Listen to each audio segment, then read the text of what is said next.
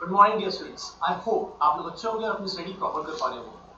Dear students, जी हाँ, मैं यहाँ से स्टार्ट कर रहा हूँ सबके लिए। जी हाँ, सीएस एग्जीक्यूटिव, सीएस प्रोफेशनल, चाहे आप ओल्ड सिलेबस से हो या न्यू सिलेबस से हो, जी हाँ, आप सभी के लिए एक बार इंपॉर्टेंट अमेंडमेंट्स सीरीज स्टार्ट कर रहे हैं।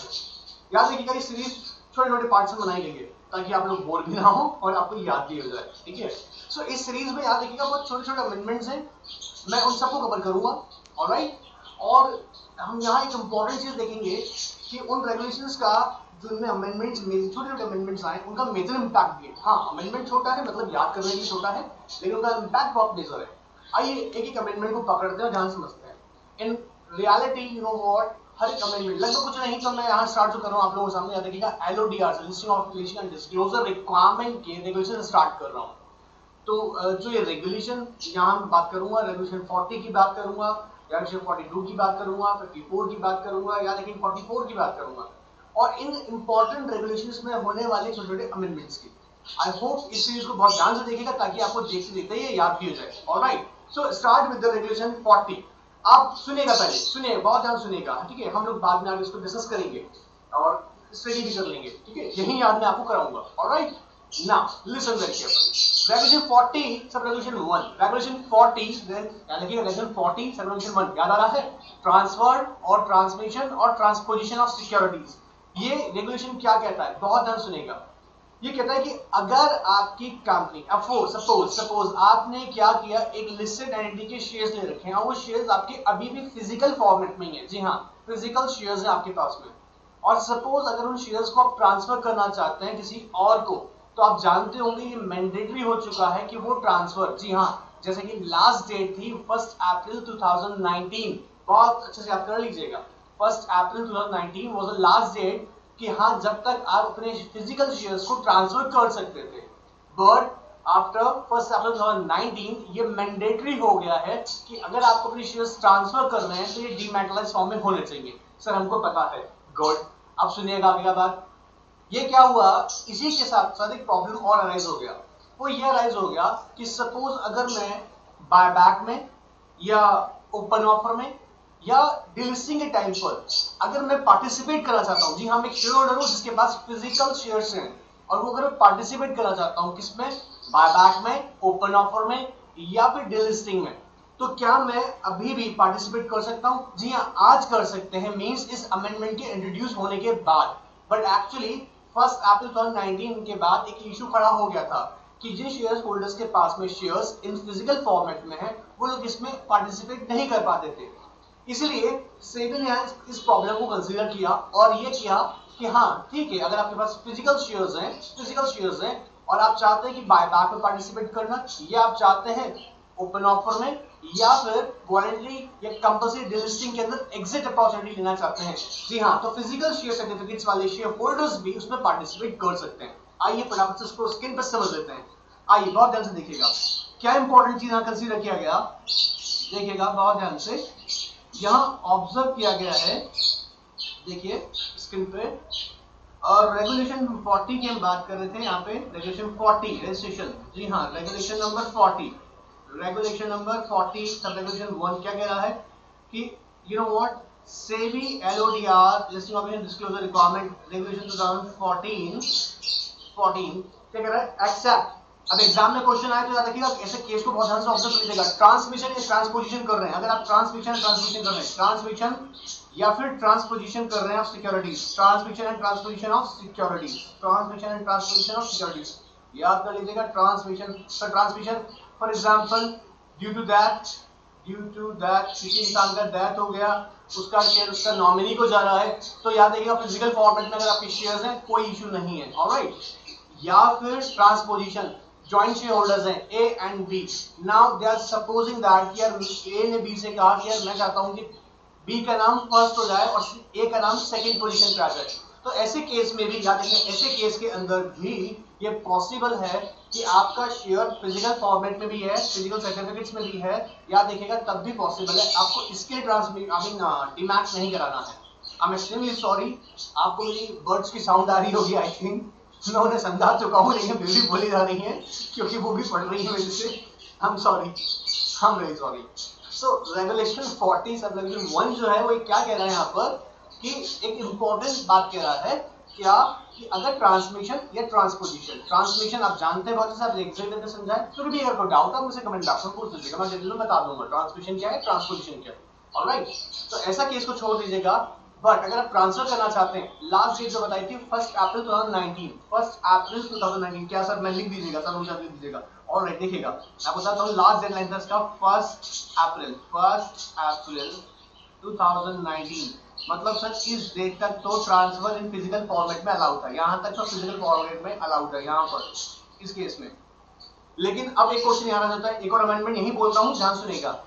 जिन लोगों ने 1 अप्रैल 2019 से पहले मान लीजिएगा ट्रांसफर के लिए एक डॉक्यूमेंट एग्जीक्यूट किया, आई होप आप जानते हैं, वो डॉक्यूमेंट एग्जीक्यूट करने के बाद में दरअसल कोई ऐसी डेफिशिएंसी अराइज हो गई कि कोई एरर अराइज हो गया डॉक्यूमेंट के अंदर जो लॉन्च नहीं हो पाए कंपनी के साथ में।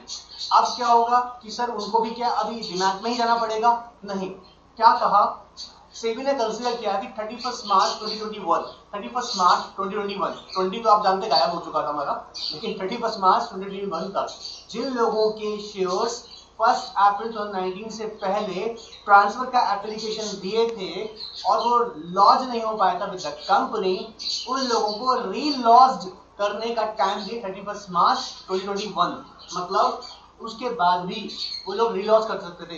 रीलॉन्च बोल रहा हूँ, इसका मतलब 1 अप्रैल 2019 से पहले उन्होंने अपना एप्लीकेशन दे दिया था, ऑलराइट, ट्रांसफर एप्लीकेशन और डॉक्यूमेंट से वो कम से सममिट कर देते। और क्या हुआ था, कुछ डेफिशिएंसी की वजह से वो लॉन्च नहीं हो पाए थे, तो रीलॉन्च कर सकते हैं कब तक? 31 मार्च 2021 तक। सर मान लीजिएगा कोई भी एप्लीकेशन ट्रांसफर के लिए हमें 1 अप्रैल 2019 के बाद मिला है, याद देखिएगा उनके लिए मैंडेटरी है कि वो डीमैट फॉर्म में ही ट्रांसफर हो सकते हैं, फिजिकल ट्रांसफर नहीं अलाउड है। ऑलराइट, ये सेकंड अमेंडमेंट मैंने आपको पीछे बता दिया है। क्या सर ट्रांसमिशन ट्रांसपोजिशन के केस में भी ये पॉसिबल है कि आज हमें डीमैट कराना होगा? नहीं, ऐसा जरूरत नहीं है। क्या सर मैं फिजिकल शेयर्स होल्ड करता हूं और मुझे एक कंपनी के, याद रखिएगा, अपने शेयर्स टेंडर करने हैं, टेंडर आप समझ लीजिएगा, फॉर एग्जांपल एक एक्वायरर एक कंपनी के शेयर्स खरीदना चाहता है, उसे कंट्रोल करना चाहता है, इन दैट केस क्या मुझे पहले अपने शेयर्स डीमैट करा के फिर टेंडर करने पड़ेंगे? Answer is no. याद रखिएगा आप अपने शेयर्स टेंडर कर सकते हैं, प्रोवाइडेड दैट आप उसके जो कि प्रोसीजर होगा कंपनी को थॉरली फॉलो करना पड़ेगा, चाहे वो ओपन ऑफर से रिलेटेड हो, डिलिस्टिंग के कंपलसरी वारंट डिलिस्टिंग से रिलेटेड हो या बायबैक से रिलेटेड हो। Alright, now amendment number 2, I hope ये आपको समझ में आ गया होगा। यहाँ पे मैंने डिटेल में आपसे डिस्कस किया हुआ है, फिर भी मैं वो रीड कर देता हूँ आपके लिए। Now request for effective transfer of security shall not be proceeded unless the securities are held in dematerialized form। ये आप लोग पढ़ चुके हैं, जानते हैं। And have not been participate, अभी पहले वाला प्रॉब्लम देखिएगा, ये कह रहा है कि the shareholders have not been able to participate in the open offer, buyback and delisting of securities of listed entities since securities held by them were not in dematerialized form। Now later on इससे क्या clear कर सेबी ने, it was clarified that shareholder holding securities, जी हाँ, shareholder holding securities in physical form are allowed to tender shares in open offer, buyback, through tender offer route and exit offer in case of voluntary or compulsory delisting। जी हाँ, मतलब अगर आप चाहें, आपके पास अभी भी अगर शेयर्स फिजिकल फॉर्म में है और उस कंपनी के केस में ऐसा हो रहा है कि इससे सिचुएशन आ चुकी है कि वहां पे एक ओपन ऑफर या बायबैक या डिलिस्टिंग कंपलसरी वेदर वॉलंटरी और एग्जिट अपॉर्चुनिटी का बात आ रहा है, आप अपना फिजिकल शेयर्स में भी पार्टिसिपेट कर पाएंगे। और पहले अलाउड नहीं कर रहे थे। Now for the next amendment को ऑब्जर्व करते हैं फटाफट से। अब देखिएगा यहाँ 42 से बात कर रहा हूँ, आप लोग बहुत अच्छे से जानते हैं 42 के बारे में। जी हाँ, मैं आपको याद दिला देता हूँ 42 जनरली जब पढ़ते हैं तो हमें क्या याद आता है, देखिएगा जब रेजोल्यूशन 42 पढ़ते हैं तो हमें याद आता है इंटीमेशन टू स्टॉक एक्सचेंज। क्या सर? इंटीमेशन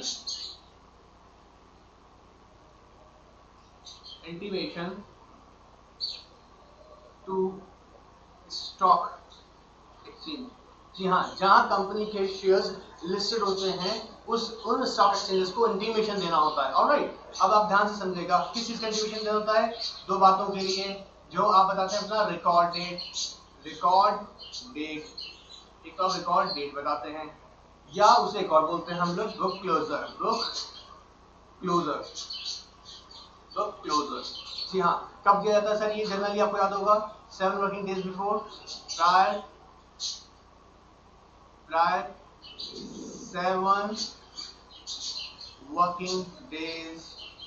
क्यों दिया जाता है आपको याद होगा, जब भी कंपनी अपने लिस्टेड एंटिटी अपने कॉर्पोरेट बेनिफिट्स अनाउंस करती है, corporate benefits like company right issue कर रहा है, बोनस इशू कर रहा है, या कंपनी डिविडेंड डिक्लेयर करने वाला है, कंपनी कॉर्पोरेट एक्शन ले रहा है, demerger merger, corporate actions, buyback. So ऐसे केसेस में कंपनी क्या करता है? Book closure. उसका रिकॉर्ड डेट भी हम बोलते हैं, याद रखिएगा दोनों में डिफरेंस है। रिकॉर्ड डेट बुक क्लोजर में रिटर्न आई विल डिस्कस। क्या करेगा कंपनी? इंटीमेट करता स्टॉक एक्सचेंजेस को। जनरली पहले ये एस्पेक्ट्स कवर थी, ऑलराइट।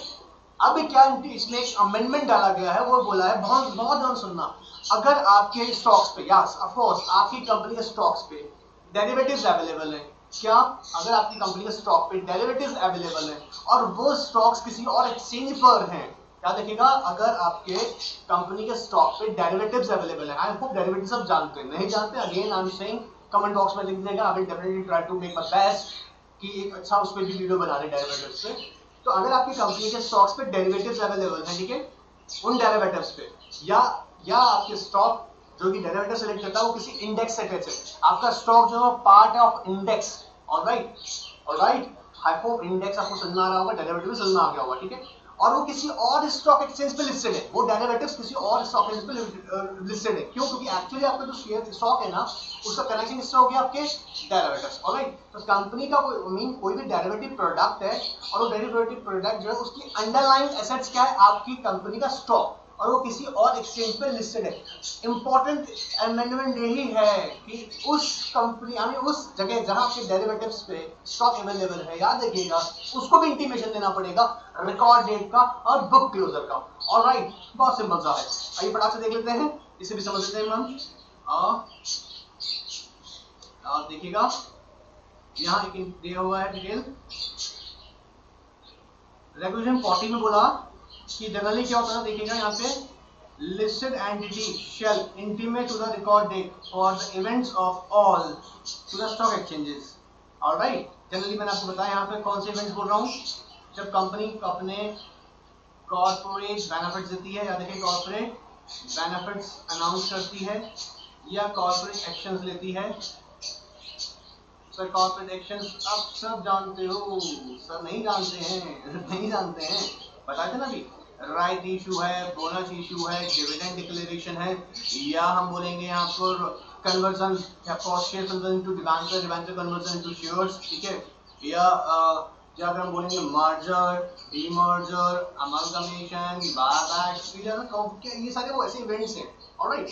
तो अगर कंपनी जब इसके लिए 7 डेज वर्किंग डेज या suppose 7 working days prior intimate करता स्टॉक एक्सचेंज को, तो यहाँ पे इसके साथ साथ जो ऐड किया गया उसे ध्यान से समझेंगे, क्या बात इंपॉर्टेंट यहाँ पे ऐड की गई है, ध्यान से देखेंगे, देखिएगा, देखिए ये बोल रहा है, ध्यान से बेटा, however by virtue of this amendment a listed entity is required to make such intimation not only where it is listed on stock exchange। देखिए बहुत इंपॉर्टेंट बात है, not only where it is listed, क्या sir, not only where it is listed, but also where the stock derivatives are available on the stocks of the listed entity, or where listed entities stocks form the part of an index on which derivatives are available। In simple and short, अगर आपके company के stocks, of course की जो stocks हैं वो underline assets बन जाती हैं किसी डेरिवेटिव्स की, और डेरिवेटिव्स किसी और स्टॉक एक्सचेंज पे लिस्टेड हैं, याद रखिएगा उनको भी आपको अपने कॉर्पोरेट बेनिफिट जो अनाउंस करेंगे या कंपनी जो कॉर्पोरेट एक्शन लेगी उसकी इंटीमेशन देनी होगी, ऑलराइट। यहाँ तक क्लियर है? Again I am sorry, birds मान नहीं रही हैं आज, तो सारा बहुत सारा गुस्सा निकालने में लग रही हैं। एनीवेज क्या करें, दौर ऐसा है कोविड वाला, वो भी परेशान, सब परेशान। एनीवेज आइए फटाफट से देख लेते हैं नेक्स्ट अमेंडमेंट को बहुत ध्यान से। हाँ, ये वाला अमेंडमेंट आपसे भी डिस्कस किया था, या देखिएगा लास्ट दिन बता रहा था आपको, 41 के अंदर बोला था, क्या बोला था कि जो फिजिकल फॉर्मेट में ट्रांसफर करने वाला था डिसकंटिन्यूड हो गया था, अब transfer of physical of security, तो मतलब उसे डिसकंटिन्यू कर दिया। हाँ जी, अभी क्या करता, लास्ट डेट क्या था उसका बेटा, 1 अप्रैल 2019, लेटर ऑन एक प्रॉब्लम आया कि बेटी क्या जिन लोगों ने कब से देखो transfer deed lost prior to deadline of 1 April 2019 and उनको क्या हुआ वो रिजेक्ट हो गई थी, रिटर्न कर दी गई थी ड्यू टू डेफिशिएंसी, क्या लगे ड्यू टू डेफिशिएंसी। ओके, किस में डेफिशिएंसी? डॉक्यूमेंट्स में थी। जैसे फॉर एग्जांपल नेम एरर था, आईडी क्लियर नहीं था, ट्रांसफर एंड ट्रांसफर का आईडी क्लियर नहीं था, सिग्नेचर में कुछ क्लैरिटी नहीं थी, कोई इंफॉर्मेशन प्रॉपर नहीं था, सीरियल नंबर प्रॉपर नहीं थे, तो ये क्या हुआ डॉक्यूमेंट डेफिशिएंसी, उसकी वजह से क्या हुआ उनको वापस कर दिए गए। तो क्या सर अब ऐसा होगा? आप देखिएगा क्या हो सकता है। अब आपको चिंता करने की जरूरत नहीं है। जी हाँ, जिन्होंने 1 अप्रैल 2019 से पहले किए थे, यस, क्या वो may be relaunch with the requisite documents, उसके लिए लास्ट डेट रखे हैं। देखिए लास्ट डेट था 31 मार्च 2021। जी हाँ, लास्ट डेट का 31 मार्च 2021। जी हाँ, प्रोवाइडेड दैट 1 अप्रैल 2019 से पहले आपने फिजिकल शेयर्स की ट्रांसफर की एप्लीकेशन दी हो और डेफिशिएंसी डॉक्यूमेंट्स में थी।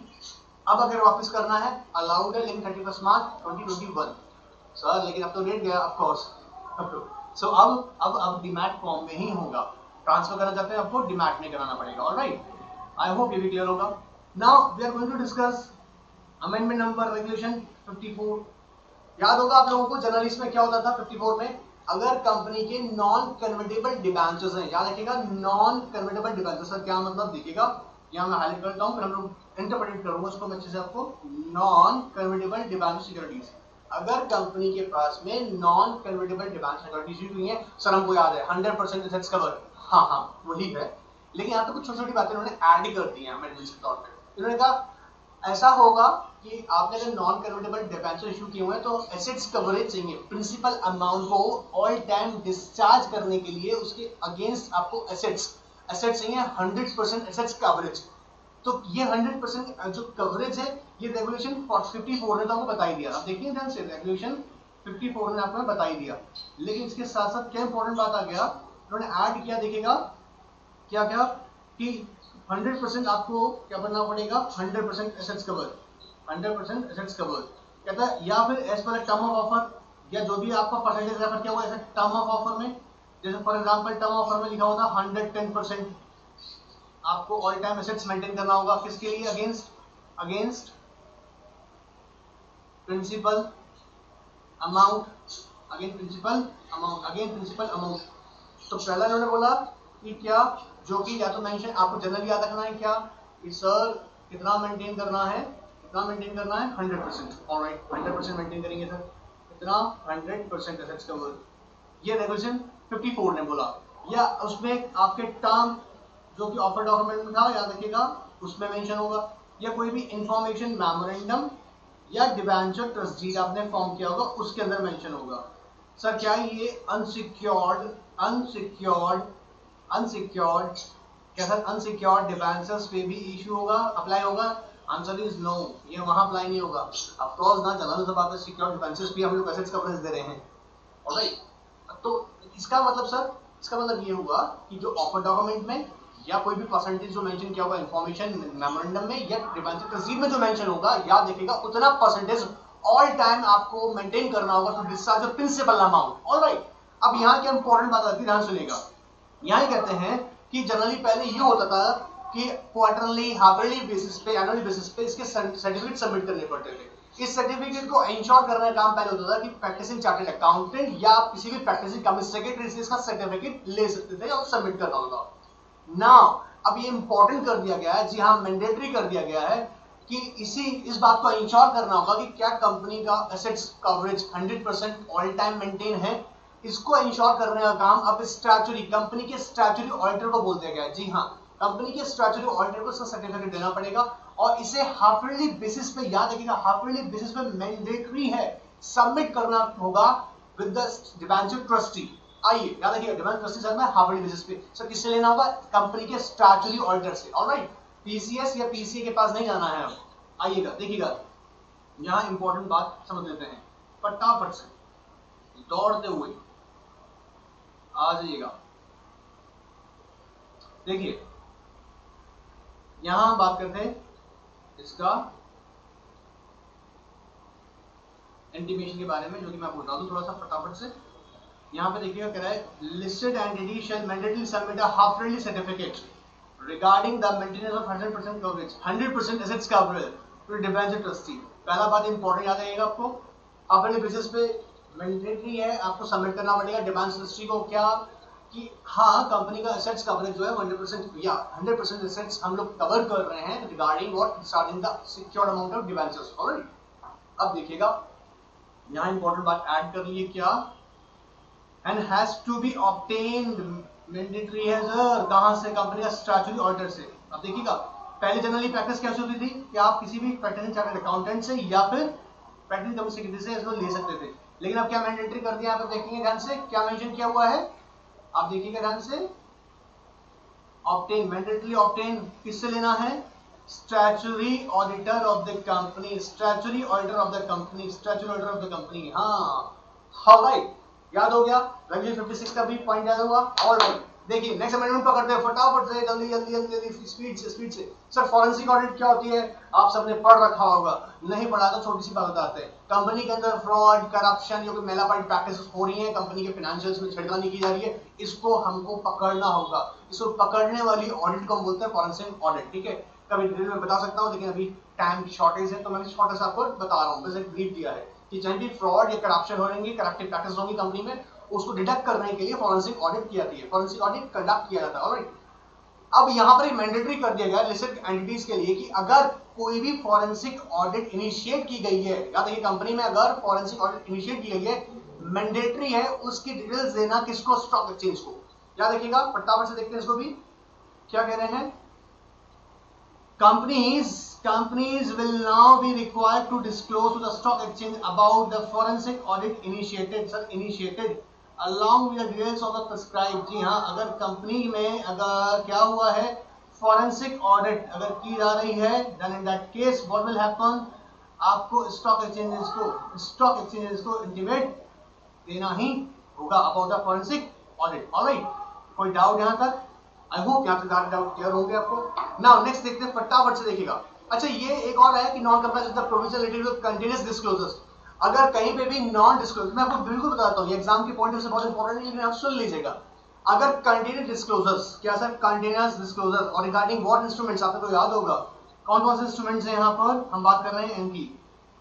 जी हाँ, non convertible debenture securities, NCRPS, non convertible redeemable preferentials, क्या नॉन कन्वर्टेबल रिडीमेबल प्रेफरेंशियस, या कंपनी ने कमर्शियल पेपर्स इशू किए हुए हैं, इसके लिए टाइम टू टाइम कंपनी को कंटीन्यूअस बेसिस पर डिस्क्लोजर्स देने पड़ते हैं। ऑलराइट, अगर नहीं देंगे तो स्टॉक एक्सचेंज को याद रखिए सेबी ने पावर दिया कि वो पेनल्टी इंपोज कर सकता है, ये पेनल्टी वेव ऑफ भी कर सकता है। पेनल्टी अगर वेव ऑफ करता है मान लीजिएगा, तो उसका रीजन मेंशन करना जरूरी है इन राइटिंग। फर्दर यहाँ ये मैंडेटरी किया गया है कि जो भी इस पेनल्टी को इंपोज करने के बाद अमाउंट आएगा, उसी अमाउंट को stock exchange investor education protection fund में डिपॉजिट कर दिया जाएगा। ऑलराइट, ये जनरली इसमें यहाँ डिटेल दे रखा है, इसका डिटेल में हमको बहुत जानने का जरूरत नहीं है।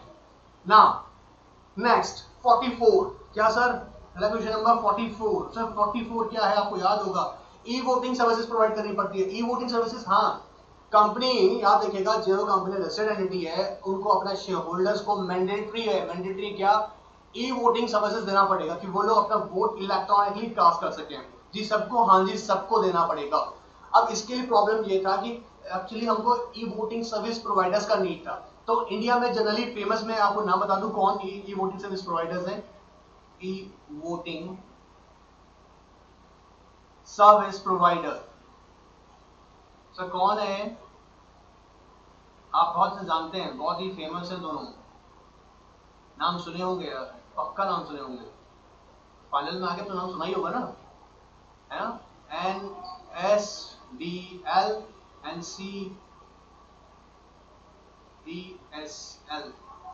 NSDL and CDSL। जी हाँ, आपको कमेंट बॉक्स में इनकी फुल फॉर्म बतानी है, आई होप जानते होंगे। ऑलराइट, कमेंट बॉक्स में बताना है, चीटिंग करना नहीं है, बिना चीटिंग के बताना है। ऑलराइट, तो ये एक बहुत ऐसे भी हैं कुछ और, तो ये फेमस एक इलेक्ट्रॉनिक या सॉरी हाँ इलेक्ट्रॉनिक सर्विस जो ई वोटिंग फैसिलिटी ये प्रोवाइड करते हैं, ये प्रोवाइडर्स हैं। तो कंपनीज को इनके साथ क्या करना है, इनके साथ रजिस्ट्रेशन करा लेना है या कोर्स, और यहाँ पर अपने जो कि कंपनी के जो शेयर होल्डर्स होंगे उनके क्रेडेंशियल्स यहाँ इनके पास अवेलेबल होंगे।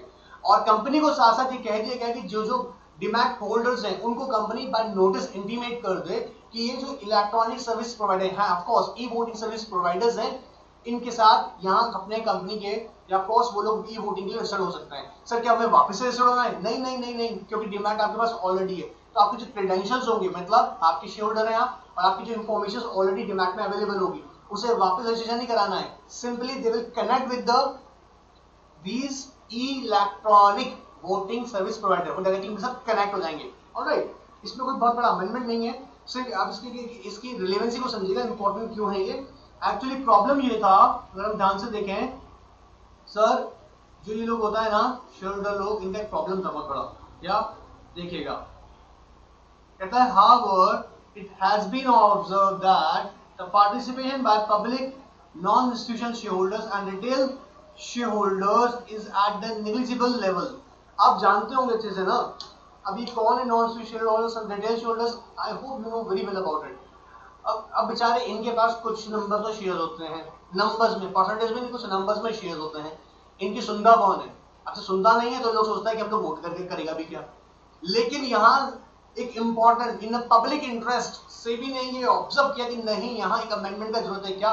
इन सबको ई वोटिंग फैसिलिटी मिलना चाहिए, और इसके लिए याद रखिएगा यहाँ बोला गया है क्या, the currently there are multiple e voting service providers. जी हाँ, कई सारे ई सर्विस प्रोवाइडर है, जैसे भी मैंने आपको नाम बताया था। क्या नाम था फटाफट से? जनरली मैंने आपको बोला CDSL एंड NSDL, ये लोग electronic of course service providers है। कौन सा प्रोवाइडर्स? वोटिंग के लिए। ऑलराइट, तो यहां इनको बोला गया व्हाट,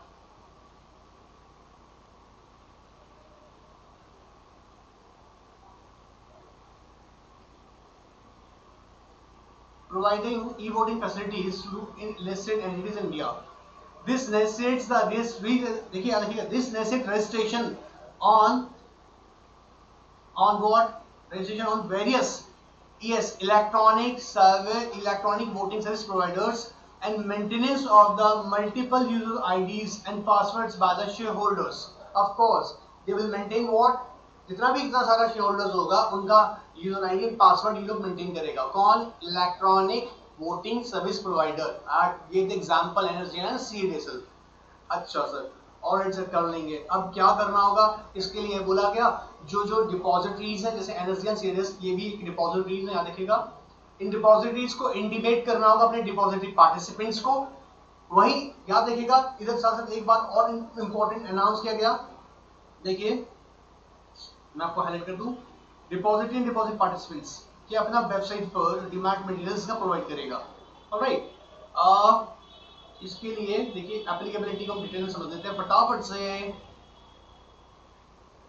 क्या कह रहा है देखो, aforesaid facility shall be available to all individual shareholders holding the securities in demat mode। Sir कैसे? मतलब ये ऑफ कोर्स यहाँ पर क्या होगा, they will get the information regarding what, कि भाई जिनके पास डीमैट है उनको ई वोटिंग फैसिलिटी मिलेगा।